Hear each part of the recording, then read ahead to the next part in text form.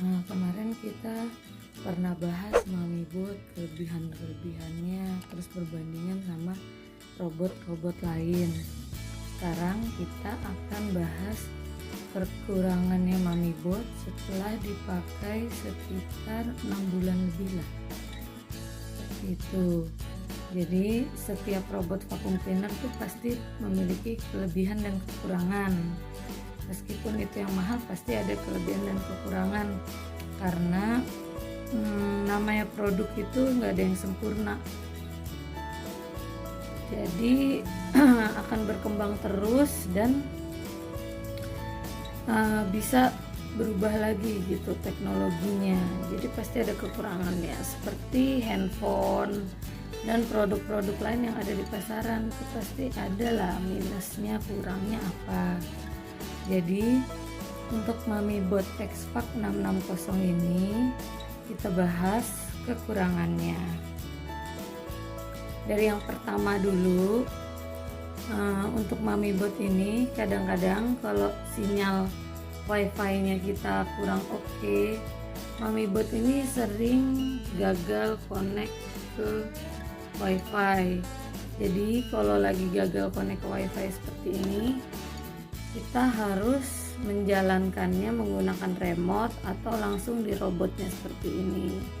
Jadi tidak bisa digunakan dari aplikasi, karena di aplikasinya itu pasti terlihat offline kalau robotnya ini tidak connect.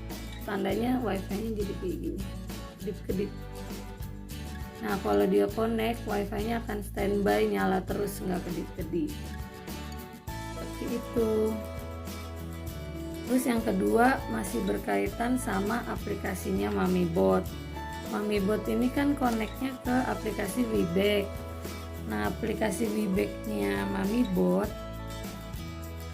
itu dia bisa bikin maps memang gitu. Karena robot ini kan memang connect ke aplikasi. Hanya maps-nya tidak bisa ke save ya. Jadi guys, maps-nya itu hanya untuk sekali pembersihan gitu. Jadi untuk mengingatkan dia, robot ini udah lewat ke jalur jalan yang mana, lalu dia akan mengingat mana yang udah dibersihin dan mana yang belum. Jadi di aplikasinya itu tidak bisa diatur area mana yang tidak dibersihkan dan area mana yang akan dibersihkan gitu. Jadi nggak bisa ke save untuk pembersihan selanjutnya. Dia pembersihan selanjutnya akan bikin maps lagi, seperti itu ya. Nah, kelemahannya dari maps yang nggak ke save itu, dia si maps yang dibuat hanya per satu kali setiap kali pembersihan. Jadi si robot ini pas balik ke dock untuk ngecas, kan kalau udah lowbat dia akan bilang baterai low gitu, going back to the dock, istilahnya begitu. Nah, dia kan akan kembali ke dock, tapi dia ini tidak ingat jalan untuk baliknya sih. Jadi dia balik ke docknya bukan berdasarkan maps yang ada di aplikasi WeBake. Dia baliknya itu tetap pakai sensor yang ada di depan. Jadi dia akan cari otomatis pakai sensor, bukan dari aplikasi. Soalnya si robot MamiBot ini agak nyasar-nyasar kalau balik ke dock. Seperti itu ya. Jadi ya itulah salah satu kekurangannya robot MamiBot. Tapi ya harganya cukup terjangkau. Masih ada beberapa kekurangan lain yang harus dipertimbangkan sebelum membeli robot vacuum cleaner ini. Kemudian kelemahan lain ya, sensornya ini dia nggak ada laser. Kalau robot yang ada sensor lasernya itu dia sensornya lebih baik, tapi bedanya di sininya biasanya ada tonjolannya, jadi akan lebih tebal robotnya. Nah, dia sensornya tuh gyroscope. Kelemahannya agak kurang akurat gitu. Jadi untuk beberapa kali suka nyemplung ke kayak tangga gitu, atau yang lantai yang agak ke bawah, tapi bedanya tuh cuman sedikit, kayak cuman 2 sentian atau 1 senti lah. Kalau misalkan ada tangga nih, tangganya terus kita taruh keset atau benda lain, nah dia tuh suka nyeblos ke situ karena kurang tinggi mungkin, dan sensornya itu dia cuma rata, nah rata ke depan. Kalau sensor laser tuh biasanya dia ke segala arah, jadi agak minim kemungkinan untuk jatuh seperti itu, walaupun nggak selalu jatuh ya, hanya kadang-kadang aja kalau kita naruh suatu barang yang membuat sensornya itu nggak bisa ngebaca. Ini kan sensor-sensornya ini yang merah-merah titik-titik ini, seperti itu ya guys untuk MamiBot. Nah, dibalik kelebihan-kelebihannya pasti selalu ada kekurangan. Nah, setelah beberapa lama dipakai, sikatnya ini untuk brush yang di bagian bawah agak melintir. Nah, kelemahannya MamiBot agak susah dicari spare partnya, jadi mungkin harus ke service centernya. Maksudnya nggak ada seller-seller online kayak yang jual robotnya itu, nggak jual juga spare partnya seperti ini nih side brushnya. Nah, untuk kalau side brushnya punyanya Roborock gitu, itu dibaut ke dalam robot, unit robot. Sementara kalau MamiBot enggak, ini tinggal dilepas tarik aja.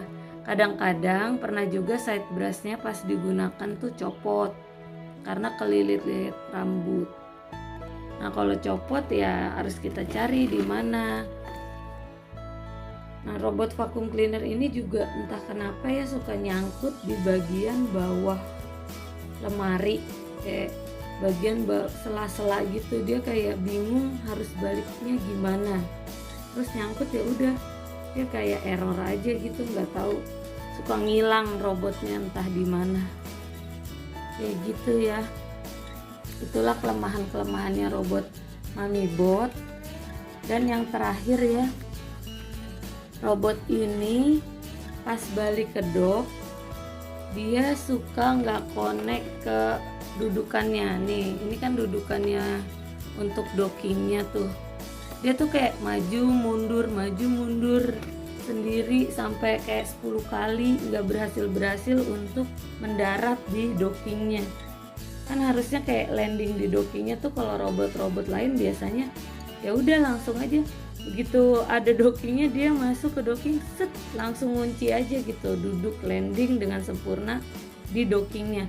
Nah, untuk MamiBot ini tuh entah kenapa kadang cuman 3 kali berhasil dia kelok di dockingnya, pernah juga 10 kali, pernah juga nggak berhasil dia maju mundur aja terus di dockingnya itu gitu, nggak berhasil kelok.